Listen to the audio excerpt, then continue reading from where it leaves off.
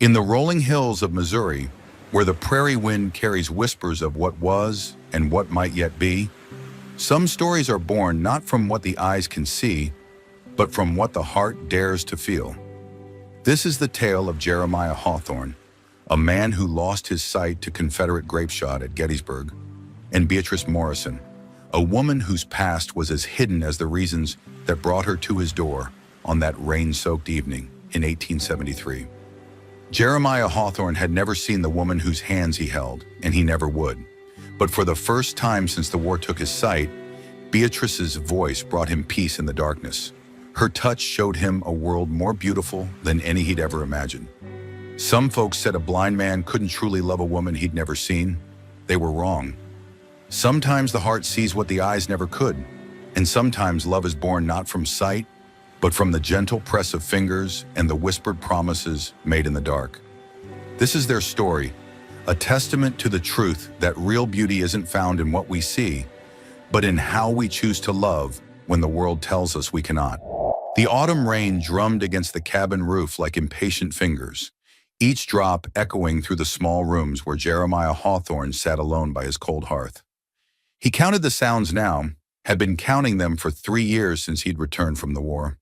The creak of settling timber, the whistle of wind through the gap beneath his door, the steady drip where his roof leaked into the tin bucket he'd placed by memory in just the right spot. 3 years since Gettysburg. 3 years since the world went dark forever. The knock at his door came soft at first, so gentle he almost mistook it for rain against wood. Then it came again, firmer, followed by a voice he'd never heard before. A woman's voice, clear and steady despite the tremor of cold that ran through it. "Please," she called through the storm, "I'm sorry to disturb you, but I saw your light. I need help." Jeremiah's hands found the arms of his chair, weathered fingers gripping wood worn smooth by years of use. Visitors were rare out here, 5 miles from the nearest town, and a woman traveling alone in weather like this. "Who's there?" he called, rising slowly. His bare feet found the familiar path across the floor, each board's creak and give as known to him as his own heartbeat. "My name is Beatrice Morrison. My wagon's stuck in the mud about a mile down your road. I've been walking for near an hour." Her voice carried exhaustion, but no fear, and something in its tone, honest, forthright, made him reach for the door latch.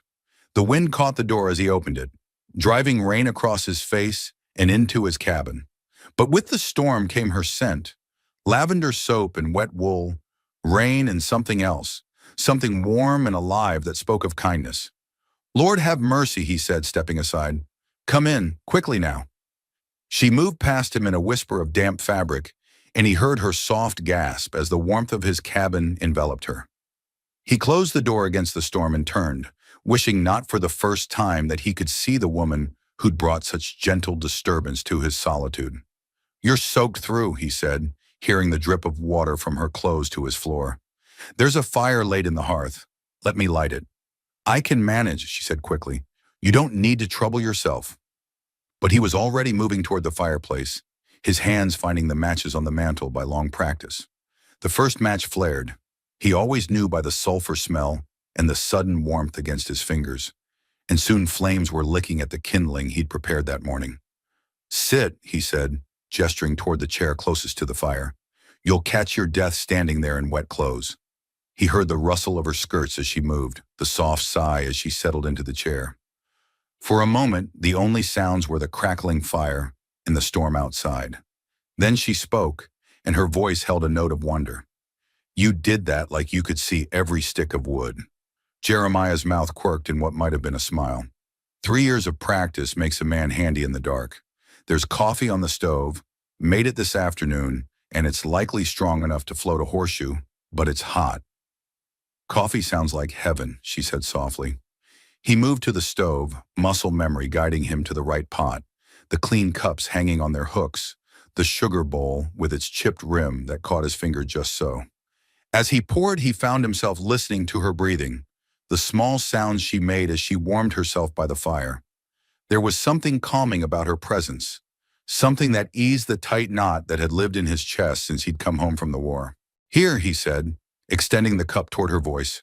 Her fingers brushed his as she took it, warm despite her ordeal, soft as flower petals.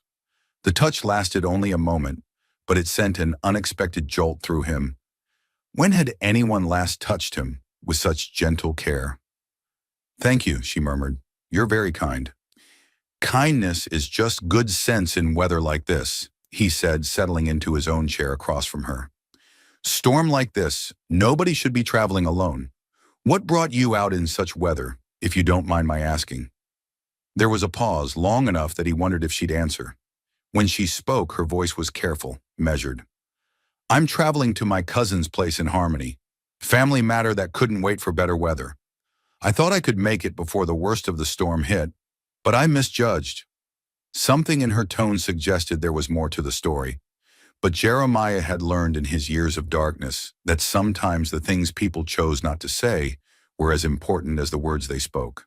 Everyone had their private sorrows, their hidden troubles. "Harmony's still a good 15 miles north," he said. "You won't be traveling anywhere tonight. Not in this storm. You're welcome to stay here until morning." "I couldn't impose—" "Ma'am," he interrupted gently, "out here offering shelter in a storm isn't an imposition. It's an obligation. I've got a spare room. Belonged to my sister before she married and moved to California. Clean bed, warm quilts. You'll be safe here." The fire popped, sending sparks up the chimney, and in the brief silence that followed, he heard her sigh, a sound that carried more weariness than any storm could cause. "You're very generous, Mr. Hawthorne." "Jeremiah Hawthorne." "Mr. Hawthorne, I'm grateful for your kindness." She paused, then asked softly, "Were you hurt in the war?" It was a question he'd grown used to, though it still caught him off guard sometimes. Most folks in these parts knew his story, the farm boy who'd marched off with the Missouri Volunteers and come home blind, but strangers still had to ask. "Gettysburg," he said simply. "Artillery shell. Could have been worse. I came home. A lot of good men didn't." "I'm sorry," she said, and there was something in her voice that told him she understood loss in a way that went beyond mere sympathy. "It's been 3 years," he said. "A man learns to adapt." "Still," she said quietly, "it must be hard. Managing a farm, living alone." He was quiet for a moment, listening to the storm and the fire, and the sound of her breathing in the chair across from him. How long had it been since he'd had a real conversation with someone? Since someone had sat in this room and made it feel less empty? "It is hard," he admitted, "but it's home, and a man makes do with what the Lord gives him." They talked through the evening as the storm raged outside, their conversation flowing as naturally as water finding its course. She told him about growing up in Ohio, about books she'd read and places she'd seen, about small kindnesses and simple joys. Her voice was like music to his ears, melodic, warm, with a hint of laughter always just beneath the surface. And when he finally showed her to the spare room, lighting a candle for her though he needed no light himself, her fingers brushed his again as she took it from him. "Good night, Jeremiah," she said softly. "Thank you for everything." "Good night, Beatrice," he replied, and found himself looking forward to morning in a way he hadn't in 3 long years. That night, as he lay in his own bed listening to the storm begin to ease, Jeremiah Hawthorne found himself wondering about the woman sleeping in his sister's old room. He thought about her voice, her gentle touch, the way she'd spoken to him, not with pity or awkward kindness, but as if he were simply a man worth talking to. He'd forgotten what that felt like. Morning came soft and gray, the storm having blown itself out sometime before dawn. Jeremiah woke to unfamiliar sounds, the gentle clatter of dishes, the whisper of skirts across his kitchen floor, the homey sound of someone preparing breakfast in his long, quiet house. For a moment, he lay still, listening. It had been so long since there had been life in these rooms, beyond his own careful movements. So long since the house had felt like anything more than a place to shelter from the world's indifference. He dressed quickly and made his way to the kitchen, guided by the scent of coffee and bacon and something sweet, biscuits maybe or pancakes. "Good morning," Beatrice's voice greeted him warmly. "I hope you don't mind. I took the liberty of making breakfast. I found eggs in your hen house and flour in your pantry." "You didn't need to do that," he said. though the truth was he couldn't remember the last time he'd smelled anything so good coming from his own kitchen. "It's the least I could do after your hospitality," she replied. "Please sit. Everything's ready." He settled into his usual chair at the small kitchen table, and a moment later heard the soft clink of a plate being set before him. The food was arranged just so. He could tell by the way his fork found each item exactly where he expected it to be. She'd watched him carefully enough the night before to understand how he navigated his world. "This is wonderful," he said after his first bite. The biscuits were light and fluffy, the bacon perfectly crisp. "You're a fine cook, Miss Morrison." "Beatrice, please," she said, and he heard her settling into the chair across from him. "And thank you. My mother taught me well before she passed." They ate in comfortable quiet, broken only by the gentle sounds of morning. Birds greeting the dawn, his rooster crowing in the distance, the soft whisper of wind through leaves still heavy with rain. It struck him how natural this felt, how right. Two people sharing a meal, sharing the morning quiet. "I should check on your wagon after breakfast," he said. "See what can be done about getting you on your way." There was a pause, then. "Actually, I was wondering, the wagon's old and not in the best condition. Even if we get it unstuck, I'm not sure it'll make it all the way to Harmony. And with winter coming on—" She trailed off, and he waited, sensing there was more she wanted to say. "What I mean is," she continued carefully, "you mentioned managing the farm alone is difficult. I have some experience with household management, with cooking and mending and such. If you'd be willing to let me stay on for a while, just until spring perhaps, I could earn my keep by helping around the place." Jeremiah set down his fork, his mind racing. Part of him wanted to say yes immediately. The house already felt more alive with her in it, and the practical benefits of having help with the domestic work would be considerable. But another part of him hesitated. What did he know about this woman, really? And what would people say about a single man and woman living under the same roof? "Beatrice," he said slowly, "I appreciate the offer, but folks around here, well, they talk. A single man and woman sharing a house." "I've been thinking about that too," she said quickly. "What if we were to present ourselves as, well, as if you'd hired me as your housekeeper? Properly, I mean, with clear understanding that everything would be respectable and above board." He could hear the hope in her voice, carefully controlled but unmistakable. Whatever her reasons for wanting to stay, they went beyond simple convenience. "May I ask," he said gently, "why you're so eager to avoid going to your cousin's place? If that's not too personal a question?" Another pause, longer this time. When she spoke, her voice was quiet, vulnerable in a way it hadn't been before. "My cousin's husband, he's not a kind man. He drinks, and when he drinks, he has a heavy hand. I stayed with them for a few months after my parents died, and I can't go back to that. I'd rather take my chances on my own than live in fear again." The words hit Jeremiah like a physical blow. He thought of this gentle woman, for he could hear the gentleness in everything she did. Living in fear, subjected to violence. His hands clenched involuntarily. "Then you'll stay," he said firmly. "We'll work out the details, but you'll stay as long as you need to." "Thank you," she whispered, and he heard the relief in her voice like a prayer answered. The morning passed quickly as they worked together to assess the situation with her wagon. Jeremiah hitched up his own horses and, following Beatrice's directions, found the stuck vehicle about a mile down the muddy road. It was old as she'd said, and the storm had revealed several places where the wood was rotting through. "It's not worth salvaging," he said, running his hands over the damaged frame, "but we can get your belongings out of it." "There isn't much," she said quietly. "A trunk with my clothes, a few books, some personal things.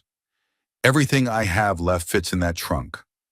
Something in her voice made him want to comfort her, to tell her that material possessions didn't matter, that she was worth more than whatever she'd lost. Instead, he simply helped her gather her things, his hands occasionally brushing hers as they worked together to secure her belongings. Back at the house, she insisted on cooking lunch, and afterward they settled into a routine that felt surprisingly natural. She worked in the kitchen while he tended to the animals and the outdoor chores, but she asked questions about everything: how he managed tasks without sight, what his daily routine was like, what needed doing around the farm. The garden's been sadly neglected, he admitted as they walked the path between the house and barn. I can manage the basics, but I can't see the weeds taking over or tell when the vegetables are ripe. I love gardening, she said, and he could hear the smile in her voice. My mother had the most beautiful garden in our town. She taught me which plants grow well together, how to tell when things are ready to harvest. As the afternoon wore on, Jeremiah found himself marveling at how easily Beatrice adapted to his world. She didn't hover or coddle, didn't try to do everything for him. Instead, she seemed to understand instinctively that he needed to maintain his independence while appreciating the areas where help would be truly useful. When they worked side by side in the barn, feeding the animals and mucking stalls, she would quietly describe things he couldn't see. A bird building its nest in the rafters, the way the afternoon light slanted through the door, the contented expression on his old milk cow's face. She likes you, Beatrice said as the cow mooed softly at her approach. Bessie likes anyone who brings her grain, Jeremiah replied, but he smiled as he said it. No, it's more than that. She trusts you. Animals can sense things about people, can't they? They know when someone has a gentle heart. Her words warmed him in a way he hadn't expected. When had anyone last said he had a gentle heart? That evening, as they sat by the fire after supper, Beatrice asked if she might read aloud. I brought a few books with me, she said. I thought, well, it might be nice to share them.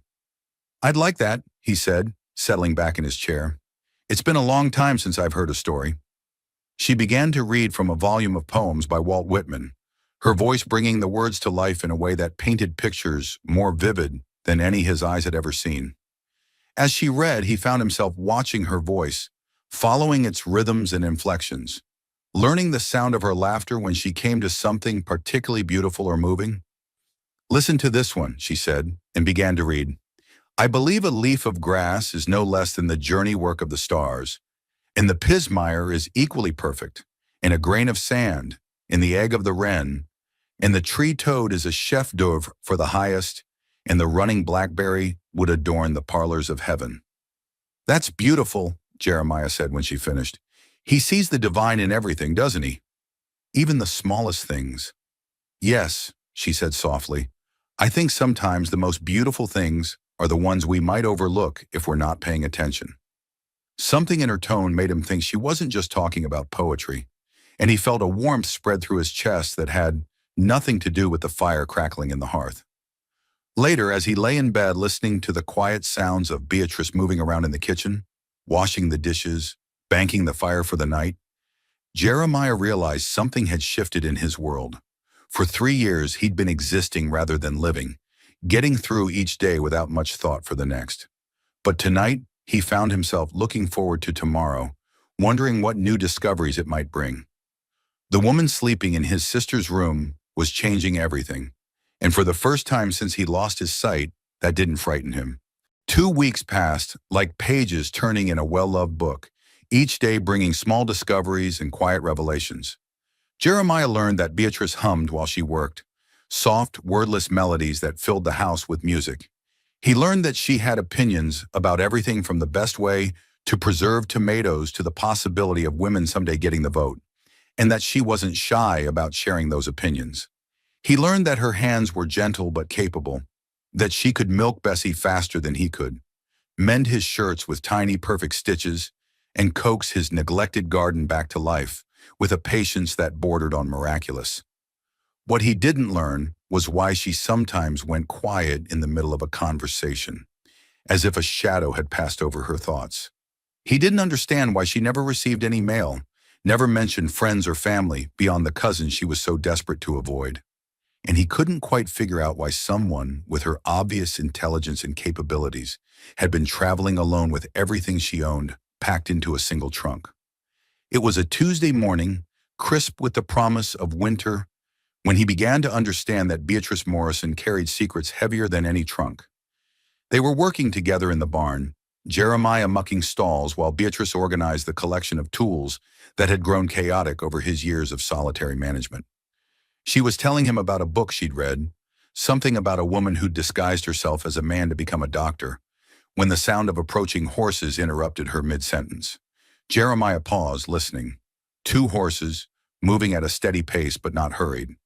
Visitors were still rare enough to be noteworthy. "Someone's coming," he said, setting aside his pitchfork. I'll just stay here," Beatrice said quickly. "Help you finish with the stalls." Something in her voice, a tightness that hadn't been there moments before, made him pause. "Beatrice, is everything all right?" "Of course," she said, but he could hear her moving deeper into the barn, as if trying to make herself invisible.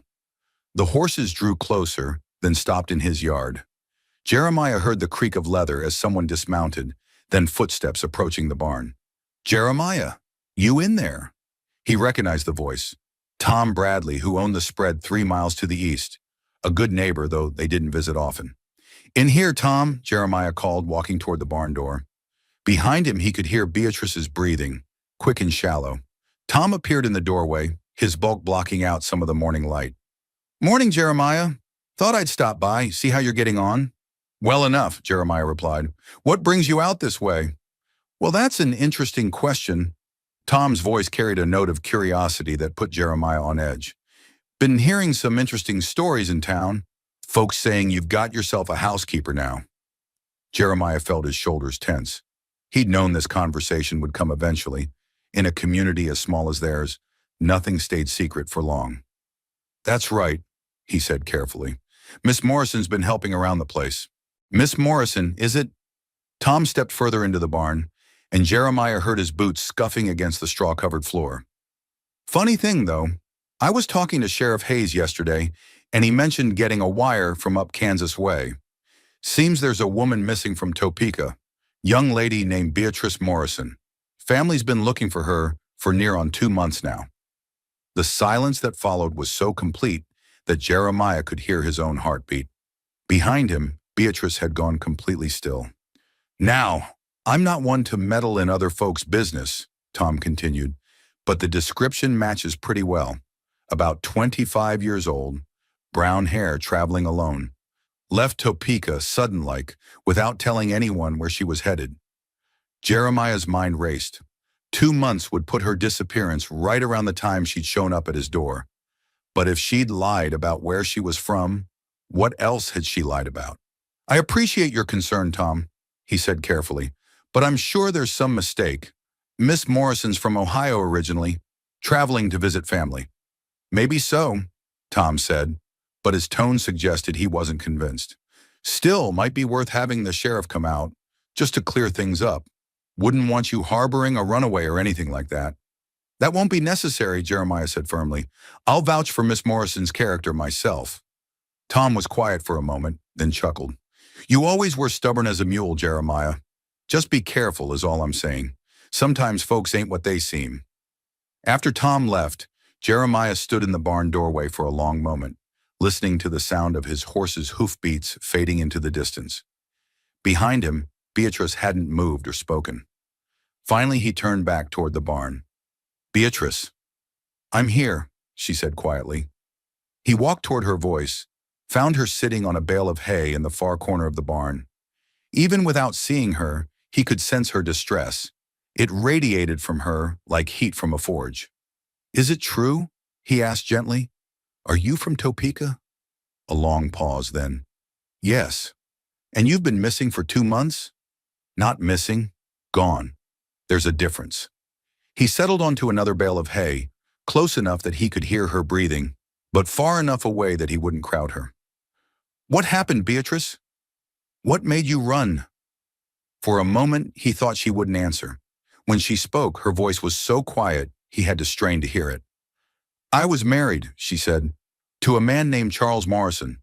He was supposed to be a good match. My father thought so anyway. Charles was wealthy, respectable, well-connected in Topeka society." She paused, and Jeremiah heard her take a shaky breath. "He was also cruel, not in ways that showed, at least not at first. He was careful about that. But behind closed doors," her voice trailed off. Jeremiah felt a familiar anger rising in his chest, the same rage he'd felt when she told him about her cousin's husband. How many men thought they had the right to hurt women simply because they were stronger? "What happened 2 months ago?" he asked gently. "I lost a baby," she said, so quietly he almost didn't hear her. I was about 4 months along and I lost it. Charles said it was my fault, that I was too weak, too defective to give him the son he wanted. He said, she stopped as if unable to continue. You don't have to tell me, Jeremiah said softly. He said he was going to send me away. She continued anyway, her voice gaining strength as if telling the story was helping her reclaim it. To an asylum. He'd already spoken to a doctor about it, had papers drawn up declaring me mentally unstable, said no one would question it. A woman who couldn't even carry a child to term was obviously defective. Jeremiah's hands clenched into fists. So you ran. I took what little money I'd managed to save, some clothes, and I left in the middle of the night. I've been traveling ever since, staying ahead of anyone who might be looking for me. The pieces were falling into place now, her reluctance to share details about her past, her desperation to avoid her cousin, her eagerness to stay at his farm rather than continue traveling. Beatrice, he said carefully, if you're still legally married. Charles can have his divorce, she said fiercely. I'll never go back to him. I'd rather die first. They sat in silence for a long while, surrounded by the familiar sounds of the barn. Animals shifting in their stalls, hay rustling in the breeze that came through the open door. Jeremiah thought about everything she'd told him, about the courage it must have taken to leave everything she'd known, rather than submit to a man who saw her as property to be discarded when she proved inconvenient. What do you want to do? He asked finally. I don't know, she admitted. I can't stay here if it's going to bring you trouble, but I don't know where else to go. Jeremiah stood up, brushing straw from his pants. He'd made his decision, and it felt as natural as breathing. You're not going anywhere, he said firmly. This is your home now, for as long as you want it to be. Jeremiah, you don't understand. If Charles finds me, then he'll have to go through me first, Jeremiah said, and meant it. I may be blind, Beatrice, but I'm not helpless, and I'll be damned if I let anyone hurt you again. He heard her sharp intake of breath, then the rustle of her skirts as she stood up. A moment later, he felt her hand slip into his, the first time she'd reached for him rather than the other way around. Thank you, she whispered. Her hand was warm and soft and trembling slightly, and as he squeezed it gently, Jeremiah realized something that both thrilled and terrified him. What he felt for this brave, wounded woman was far more than protectiveness or simple kindness. He was falling in love with her. That night, after supper was cleared away and the evening chores were done, they sat by the fire as had become their custom. But instead of reading, Beatrice simply stared into the flames while Jeremiah listened to her breathing and thought about everything that had changed between them. Jeremiah, she said finally. Yes? What if Tom Bradley's right? What if the sheriff comes? What if Charles has offered a reward for my return? He turned toward her voice, wishing he could see her face, could offer her the comfort of his eyes as well as his words. Then we'll face it together, he said simply. But you should know, whatever comes, you're not alone anymore. Do you understand that? I think I'm beginning to, she said softly. And as the fire burned low and the night settled around them, Jeremiah Hawthorne realized that for the first time in his life, he had something worth fighting for that had nothing to do with himself. The days that followed Tom Bradley's visit carried a tension that neither Jeremiah nor Beatrice spoke about directly, but both felt.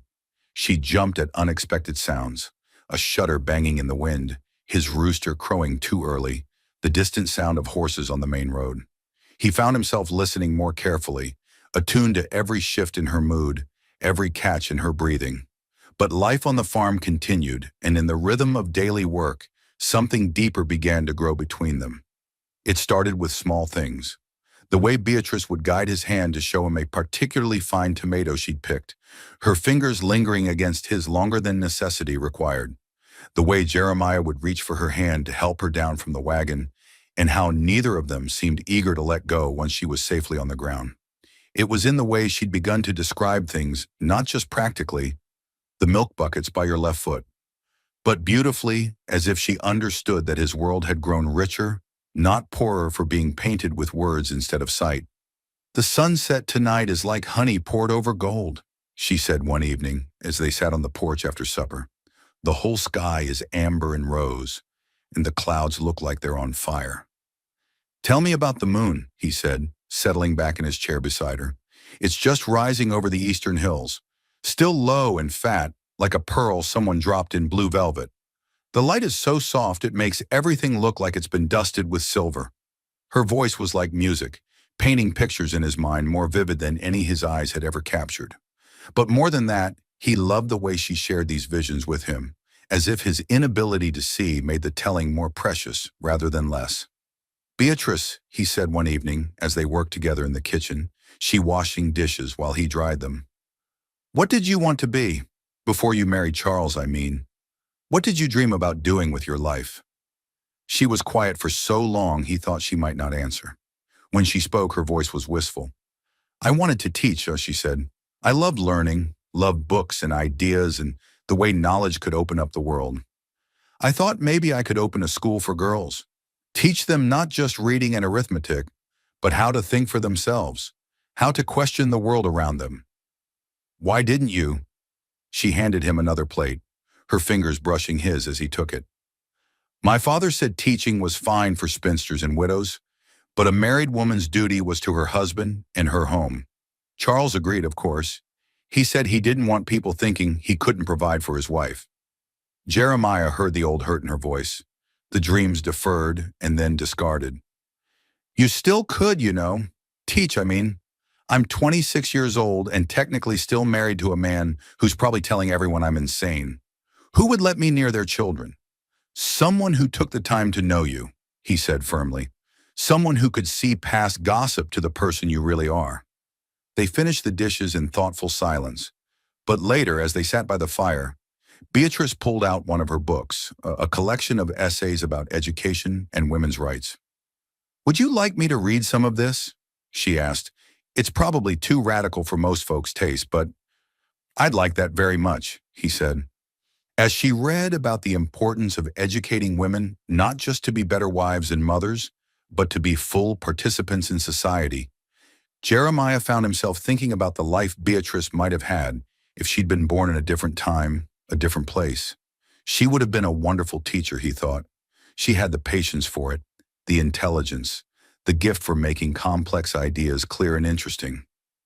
What are you thinking about? She asked, having noticed his silence. I'm thinking you would have made a remarkable teacher, he said. Your students would have been lucky to learn from you. Thank you, she said softly.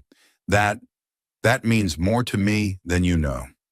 It was the following week, as they worked together to harvest the last of the garden before the first hard frost, that everything changed between them. Beatrice was picking the final tomatoes while Jeremiah pulled up the spent bean plants. The work was pleasant, companionable, filled with easy conversation about plans for next year's garden, speculation about when winter would truly arrive. Oh, Beatrice said suddenly, her voice filled with delight. Jeremiah, come feel this. He made his way over to where she was working, guided by her voice. What is it? Give me your hand, she said, and when he extended it, she placed his palm against something soft and vibrating. It took him a moment to realize what it was. A kitten, barely old enough to be away from its mother, purring against his hand. Where did it come from? He asked, gently stroking the tiny creature. I think it's been living under the porch, she said. I've heard scratching sounds the last few nights. It's so small, Jeremiah. I don't think it can survive the winter on its own. The kitten mewed pitifully, a sound so tiny and vulnerable that it went straight to his heart. Without thinking, he scooped it up, cradling it against his chest. We'll take care of you, he murmured to the kitten, feeling its tiny heartbeat against his fingers. We? Beatrice asked softly. The word had slipped out without thought, but as soon as she questioned it, Jeremiah realized how natural it felt. Not I, but we, as if they were truly a partnership, a family. If you want, he said, suddenly uncertain. I just meant, she said quickly. I want very much to be we. They stood there in the garden, the late afternoon sun warm on their faces, sharing the care of something small and helpless. And Jeremiah felt something shift in his chest. The careful walls he'd built around his heart since the war, walls meant to protect him from disappointment, from the pain of wanting things he thought he couldn't have, began to crumble. Beatrice, he said, his voice rougher than he intended. Yes? I need to tell you something, and I need you to know I don't expect anything from you. I don't want you to feel obligated or uncomfortable or... Jeremiah, her voice was gentle, amused. Just tell me. He took a breath, still cradling the kitten. I'm falling in love with you. I think I've been falling in love with you since that first night you read to me by the fire. And I know I'm not much of a prospect, a blind farmer with more scars than sense, but I needed you to know. The silence that followed seemed to stretch forever. The kitten purred against his chest, and somewhere in the distance a crow called. But from Beatrice, there was only quiet. Then he felt her hand on his cheek, soft and warm and trembling slightly. Look at me, she said softly. Beatrice, I can't... Look at me with your heart, she whispered. Tell me what you see. He turned toward her voice, toward the warmth of her hand on his face. I see someone brave, he said slowly. Someone who left everything she knew rather than accept a life without hope. I see someone who makes me laugh, who reads to me like every word is a gift, who talks to my cow like she's an old friend. Her thumb traced across his cheekbone, and he heard her breath catch. I see someone who makes me want to be better than I am, he continued. Someone who makes me feel like maybe I'm not as broken as I thought. Someone who makes this old house feel like home again. And I see someone, she whispered, who offered shelter to a stranger in a storm. Someone who protected me when he barely knew me, who makes me feel safe for the first time in years. I see someone with the gentlest hands and the strongest heart I've ever known. She leaned closer, and he could feel her breath warm against his face. I love you too, Jeremiah Hawthorne, she said. I love you so much it scares me. When she kissed him, soft and tentative at first, then with growing certainty, Jeremiah felt the last of his walls crumble completely. This was what he'd been searching for without knowing it. Not just love, but belonging. Not just acceptance, but joy. The kitten mewed between them, and they broke apart laughing. I think someone's jealous, Beatrice said, and he could hear the smile in her voice. Can't blame him, Jeremiah said, gently stroking the kitten's tiny head. I wouldn't want to share you either. They went inside together, the kitten curled against Jeremiah's chest, Beatrice's hand tucked into his free arm. As they settled by the fire, Beatrice finding a basket and some soft cloths to make a bed for their unexpected guest, Jeremiah marveled at how perfectly right this felt. What will we call him? Beatrice asked, watching the kitten curl up in his makeshift bed. He's your foundling, Jeremiah said. You should name him. Hope, she said without hesitation. I want to call him Hope. That night, as they sat by the fire with Hope purring contentedly in his basket between them, Beatrice read from a book of love poems. Her voice was softer than usual, intimate, as if the words were meant only for him. Listen to this one, she said, and began to read. I love you without knowing how, or when, or from where. I love you simply without problems or pride. I love you like this because I don't know any other way to love. That's beautiful, Jeremiah said. Who wrote it? A poet named Pablo Neruda. It's translated from Spanish. She paused. It reminds me of us. This love that just is, without explanation or justification. Like it was always supposed to be this way, he agreed. Yes, like we were both just waiting, without even knowing what we were waiting for. Later, when they said goodnight outside her bedroom door, Jeremiah reached for her hand. Beatrice? You should know what I said earlier about not expecting anything. I know, she said softly. And you should know that when I'm ready, when I've healed enough from what Charles did to me, there's no one I'd rather give my heart to completely. I'll wait, he said simply. As long as you need. She stood on her toes and kissed his cheek. I know you will. That's part of why I love you. As he lay in bed that night, listening to the familiar sounds of his house settling around him, Jeremiah Hawthorne felt something he hadn't experienced since before the war. Perfect contentment. Tomorrow would bring its own challenges. He knew Charles Morrison was still out there somewhere, that the sheriff might still come calling, that life on the frontier was never without its difficulties. But tonight, he was a man in love with a woman who loved him back. Tonight, the future looked brighter than it had in years, painted not with light he could see, but with hope he could feel. And in the basket by the fire, A tiny kitten named Hope purred in his sleep, as if he too knew that everything was going to be all right. Winter came early that year, sweeping down from the north with a vengeance that caught even the old-timers off guard.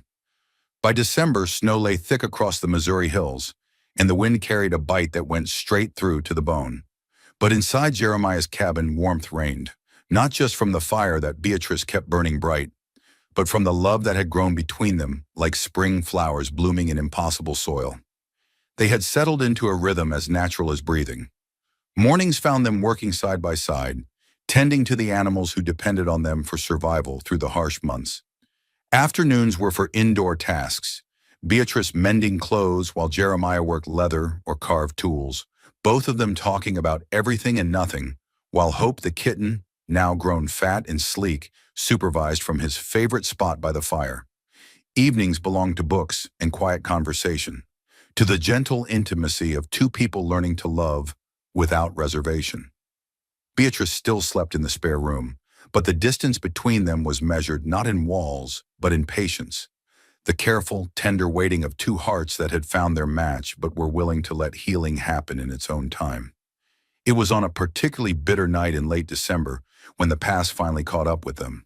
They were sitting by the fire, Beatrice reading aloud from a collection of Mark Twain stories while Jeremiah listened with the easy contentment that had become his natural state. Hope was purring in his lap, and the wind outside seemed like nothing more than nature's lullaby.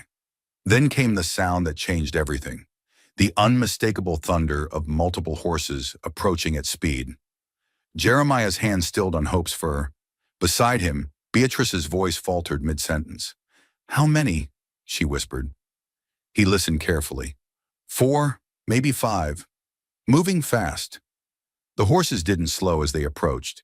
Instead, they thundered into the yard and came to an abrupt halt, harness jingling, hooves stamping in the snow. Jeremiah heard the creak of leather as men dismounted, the low murmur of voices conferring. Then a voice he'd never heard before, but somehow knew instantly, called out across the yard. "Mrs. Morrison, I know you're in there. Come out now and we can settle this like civilized people." Beatrice's sharp intake of breath told Jeremiah everything he needed to know. Charles Morrison had found them. "Stay here," Jeremiah said quietly, setting Hope aside and rising from his chair. "No." Beatrice was on her feet too, her hand catching his arm. "Jeremiah, you don't understand. He's not alone, and he's not here to talk. All the more reason for you to stay inside. Jeremiah Hawthorne." The voice outside was closer now, right outside the door. "I know you're harboring my wife. Send her out, and maybe we can avoid any unpleasantness." Jeremiah moved to the door, Beatrice right behind him. Through the wood, he could hear several men breathing, stamping their feet against the cold. "There's no Mrs. Morrison here," Jeremiah called back.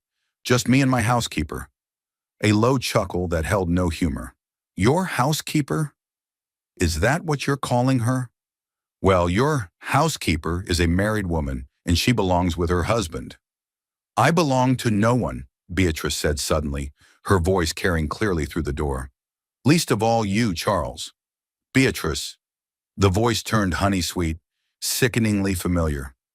"Come out here, darling. Let's go home and forget this whole unfortunate episode." "This is my home," she said firmly, "and I'm not going anywhere with you." The silence that followed was pregnant with menace. When Charles spoke again, all pretense of civility was gone. "Mr. Hawthorne, I'm going to give you one chance to step aside. My wife is legally my property, and I have every right to retrieve her. If you interfere, you'll be guilty of harboring a fugitive." Jeremiah's hand found the rifle that stood beside the door. "I'm afraid I disagree with your interpretation of the law. The lady has asked you to leave, and I'm going to have to insist you honor her wishes." "You're making a mistake," Charles said, his voice taking on a dangerous edge. "I have 4 armed men with me, and you're just one blind man protecting a woman who isn't even yours." "She's not yours either," Jeremiah replied steadily. "She's her own person, with the right to choose her own path." "How noble," Charles sneered. "Tell me, does she still wake up screaming from nightmares? Does she still flinch when you touch her? Did she tell you about the baby she lost because she was too weak to carry it?" Jeremiah felt Beatrice's sharp intake of breath, felt her waver beside him. Charles's words were designed to wound, to undermine, to make her feel small and broken. "What I know," Jeremiah said calmly, "is that she's the strongest, bravest woman I've ever met. And if you think I'm going to let you hurt her again, you're badly mistaken." "Enough talk," Charles snapped. "Boys, the door." The first assault came as a tremendous crash against the wooden door. Jeremiah had built well, but 4 men with a makeshift ram could break through anything given enough time. The door shuddered, held, then shuddered again under a second impact. "The bedroom window," Jeremiah said quickly. "Can you get out that way?" "I'm not leaving you," Beatrice said fiercely. "You have to. If they get their hands on you—" "No." Her voice was steel. "I've run enough. This ends here." The door was beginning to splinter. Jeremiah cocked his rifle, moved to position himself between Beatrice and whatever was coming. "Behind the table," he ordered. "Stay low." The door gave way on the fourth impact, bursting inward in a shower of broken wood and twisted metal. Cold air rushed in, along with the sound of boots on his floor. "There she is," Charles's voice was triumphant. "Come along, darling. Time to go home." "Stay back," Jeremiah warned, raising his rifle toward the sound of approaching footsteps. "You won't shoot," Charles said confidently. "You can't even see us. You might hit your precious Beatrice by mistake." It was a calculated cruelty, meant to paralyze him with doubt. But Charles had underestimated both Jeremiah's skill and his determination. 3 years of blindness had taught him to navigate by sound, and he could track every movement in his small cabin with perfect precision. "I know exactly where you are," Jeremiah said quietly, "and I know exactly where she is. Care to test my aim?" "Boys," Charles said, and Jeremiah heard the whisper of guns being drawn. What happened next unfolded in seconds that felt like hours. Jeremiah heard the distinctive click of a hammer being cocked to his left, spun toward the sound, and fired. A man screamed, something heavy hit the floor. Chaos erupted. More gunshots, the crash of furniture being overturned, Beatrice crying out his name.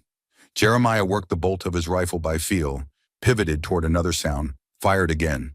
But there were too many of them, and in the confined space of the cabin, his advantage was limited. A blow to his shoulder sent him stumbling, and he felt the rifle torn from his hands. "Enough!" Charles's voice cut through the noise. "Tie him up. We're taking both of them." "No!" Beatrice's voice was pure fury. "Leave him alone!" Jeremiah felt rough hands on his arms, rope being wrapped around his wrists.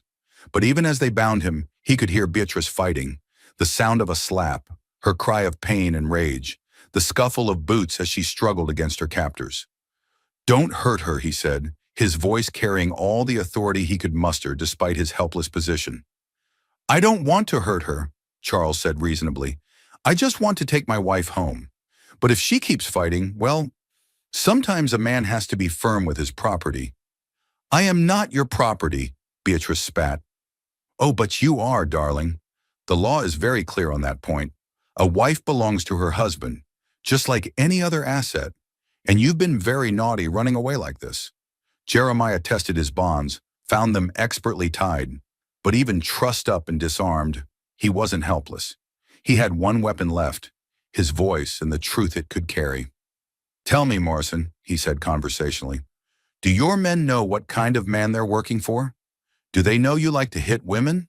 Do they know you were planning to have your own wife committed to an asylum?" "Shut up," Charles snapped. "Do they know she lost your baby because you beat her? Do they know?" The blow caught him across the face, snapping his head back and filling his mouth with blood. But it was worth it to hear the murmur of unease from Charles's men. "Is that true, boss?" one of them asked. "About the woman?" "What I do with my wife is none of your concern," Charles said coldly. "Maybe not," the man replied slowly, "but I got a wife of my own. And sisters. Don't seem right, beating on a woman." "You're paid to follow orders, not to have opinions," Charles snarled.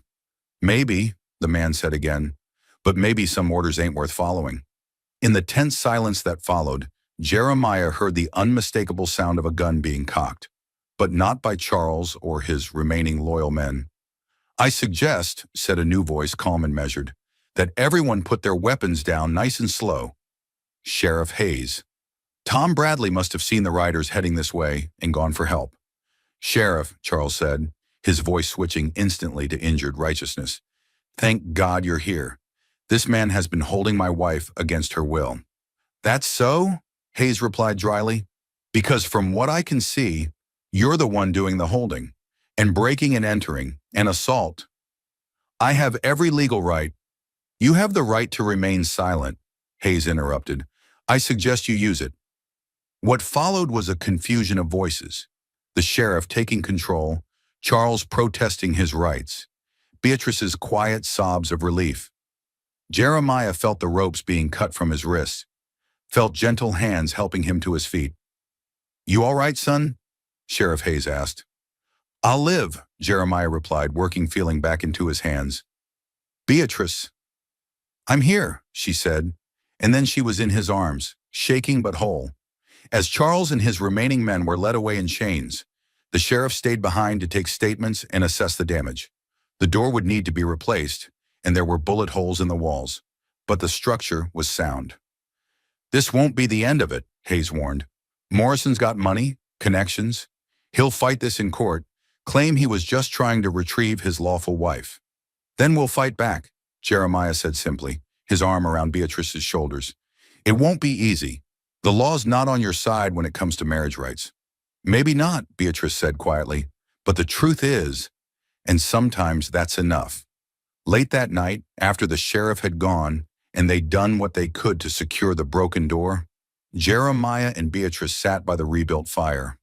Hope purred in Beatrice's lap, seemingly untroubled by the evening's violence.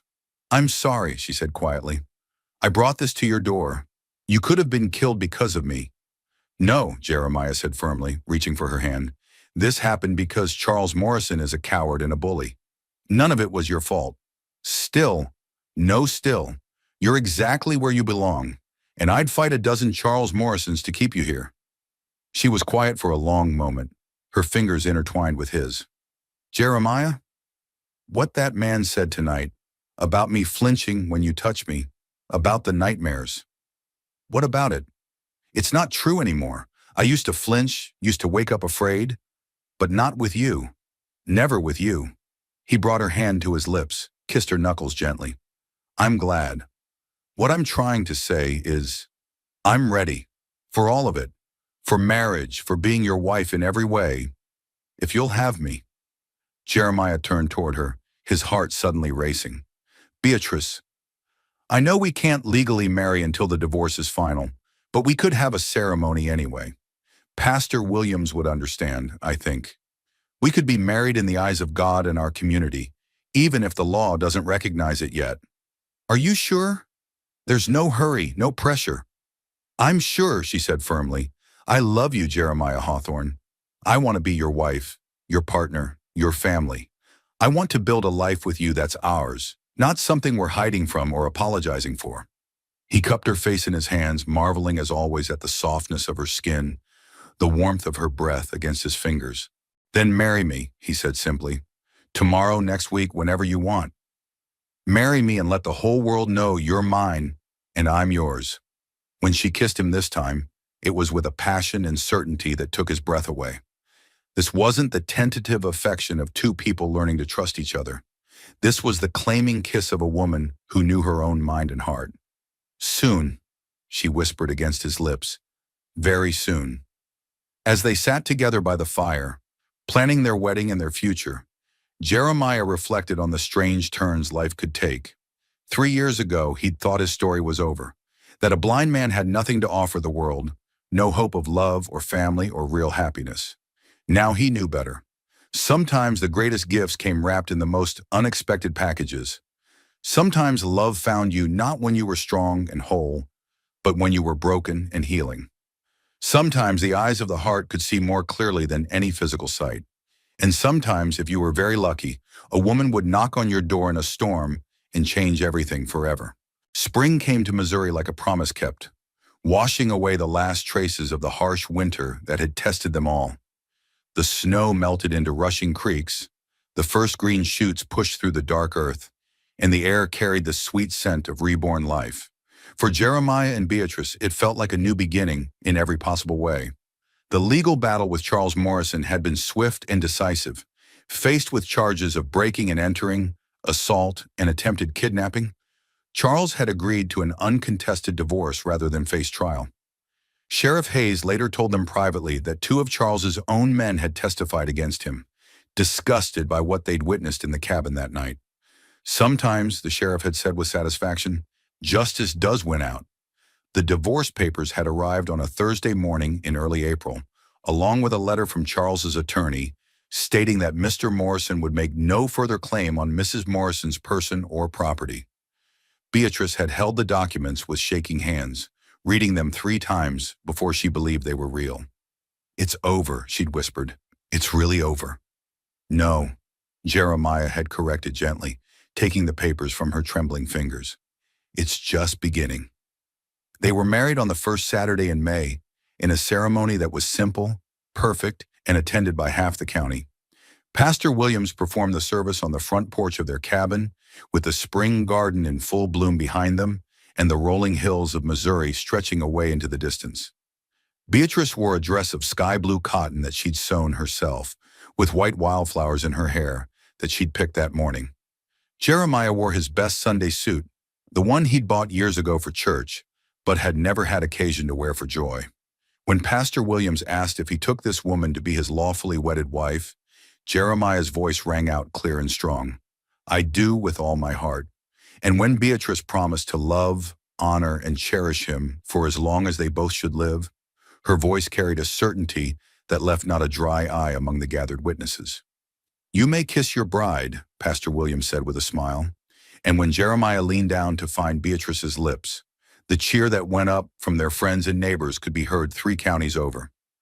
Tom Bradley, who had become one of their staunchest supporters after witnessing Charles Morrison's true nature, stepped forward with a grin.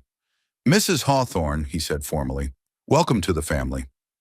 The reception that followed was a true frontier celebration, with music and dancing, and enough food to feed an army.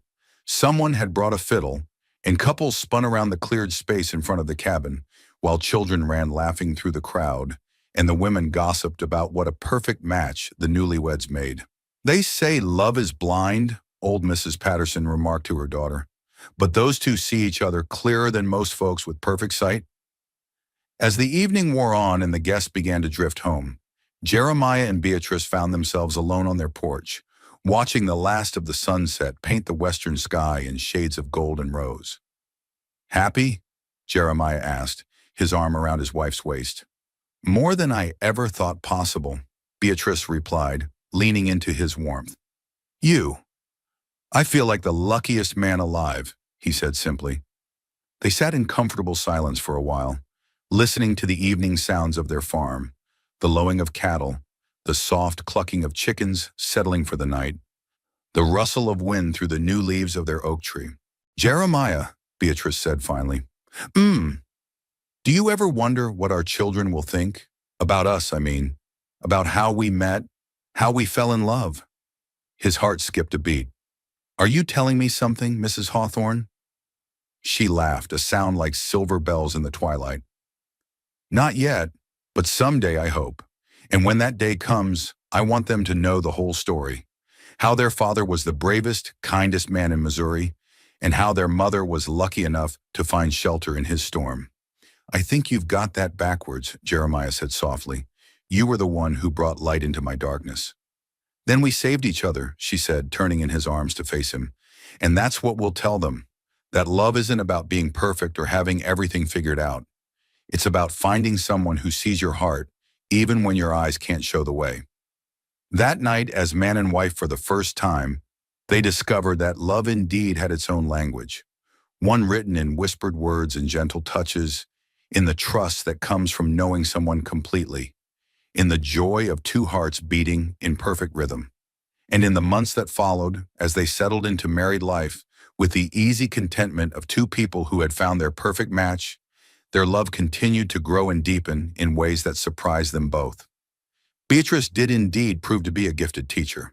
When the county school board came looking for someone to manage the small schoolhouse in the neighboring town, she volunteered without hesitation. 3 days a week, she taught reading, writing, and arithmetic to children ranging in age from 6 to 16, and her reputation for both competence and compassion spread quickly throughout the region. She doesn't just teach them facts, one grateful parent told Jeremiah. She teaches them to think, to question, to believe in themselves. My daughter comes home talking about becoming a doctor or a lawyer, things I never would have thought possible for a girl. Jeremiah, meanwhile, had found his own calling. Word of the blind farmer who could outwork most sighted men had spread, and soon he was receiving visits from other veterans struggling with their own disabilities. Men who had lost limbs, who suffered from the invisible wounds of war, who felt useless and forgotten by a world that had moved on without them. To each of them, Jeremiah offered the same thing Beatrice had given him, the belief that their lives still had value, that they could still contribute, still love and be loved. The darkness isn't the end, he would tell them. It's just a different way of seeing. And sometimes, if you're open to it, you can see things in the dark that you never could in the light. On their first wedding anniversary, Beatrice had wonderful news to share. As they sat by the fire after a perfect May evening, she took his hand and placed it gently on her still flat stomach. "Our first child," she whispered, "due around Christmas." Jeremiah's eyes filled with tears of pure joy. "Are you sure?" Dr. Peterson confirmed it yesterday. "A Christmas baby, Jeremiah. Our own little miracle." He pulled her into his arms, holding her as if she were made of spun glass. "I love you," he whispered fiercely. "I love you so much it scares me sometimes." "And I love you," she replied, her own voice thick with emotion, "more than all the stars you can't see, but know are there." Their son was born on December 23rd, during the first snow of winter. Pastor Williams, who had become not just their minister, but their friend, declared it the most appropriate birth timing he'd ever witnessed. "A child born in winter to parents who found each other in a storm," he said, cradling the baby while Jeremiah sat beside Beatrice's bed, his hand in hers. "Seems to me this little one was always meant to be." They named him Thomas, after Jeremiah's father, who had died when Jeremiah was young. And from the moment he drew his first breath, it was clear that he had inherited the best of both his parents. His mother's curiosity and his father's steady strength, his mother's gentle nature and his father's determination. "What does he look like?" Jeremiah asked, running his finger along his son's tiny cheek. "Perfect," Beatrice said softly. "He has your strong chin and my stubborn nose, and the most beautiful eyes. They're going to be brown like yours, I think." "And he can see?" Jeremiah asked, the question that had haunted him throughout Beatrice's pregnancy. "He can see everything," she assured him. "He's already looking around like he wants to take in the whole world at once." As Thomas grew from baby to toddler to young boy, he became the bridge between his parents' worlds. He would describe everything to his father in the vivid, precise language that Beatrice had taught him, serving as Jeremiah's eyes while learning from him the patience and attention to detail that comes from navigating the world through senses other than sight. "Papa," he would say at age 4, tugging on Jeremiah's sleeve, "the sunset tonight looks like God spilled paint across the sky. Mama says it's purple and orange and gold, but I think it looks like magic." "Tell me more about the magic," Jeremiah would encourage, and Thomas would launch into elaborate descriptions that painted pictures more beautiful than any artist could capture. 2 years later, their daughter Mary was born, followed 3 years after that by twins Samuel and Sarah. Each child brought their own gifts to the family, their own unique way of seeing and describing the world, their own special relationship with their father who saw them not with his eyes but with his heart. The farm prospered under their combined care. Beatrice's organizational skills and Jeremiah's hard work, combined with the help of their growing children, made them one of the most successful operations in the county. But more than financial success, they had built something precious and rare. A family bound not just by blood, but by love, respect, and the shared understanding that real strength comes from lifting each other up. Years passed like pages in a well-loved book, each one adding depth and richness to their story. Jeremiah's hair turned silver, and lines formed around Beatrice's eyes. Lines that spoke of laughter shared and sorrows halved, of a life lived fully and without regret. On their silver wedding anniversary, surrounded by their children and grandchildren. They sat once again on the porch where they'd been married 25 years before. The oak tree had grown tall and strong, its branches offering shade to a new generation of hawthorns who played in its shadow. "Any regrets?" Beatrice asked, a tradition they'd maintained throughout their marriage. "Only one," Jeremiah said, his arm around his wife of a quarter century. "Oh, I wish I could have seen your face the day we met. Just once." Beatrice was quiet for a moment. Then she took his hand and placed it gently on her cheek, as she had so many times over the years. "What do you see now?" she asked softly. Jeremiah's fingers traced the familiar lines of her face, the curve of her cheek, the softness of her skin, the small scar near her temple from a childhood accident she'd told him about years ago. "I see the most beautiful woman in the world," he said simply. "I see my wife, my partner, my best friend. I see love." "Then you see everything that matters," she replied, leaning into his touch. As the sun set over the Missouri hills on their anniversary evening, Jeremiah and Beatrice Hawthorne sat surrounded by the life they had built together. A life that proved beyond doubt that the greatest love stories aren't written by what the eyes can see, but by what the heart chooses to believe. Their grandson, Thomas Jr., was playing at their feet, building towers with wooden blocks that Jeremiah had carved for him. The boy looked up suddenly, his face bright with discovery.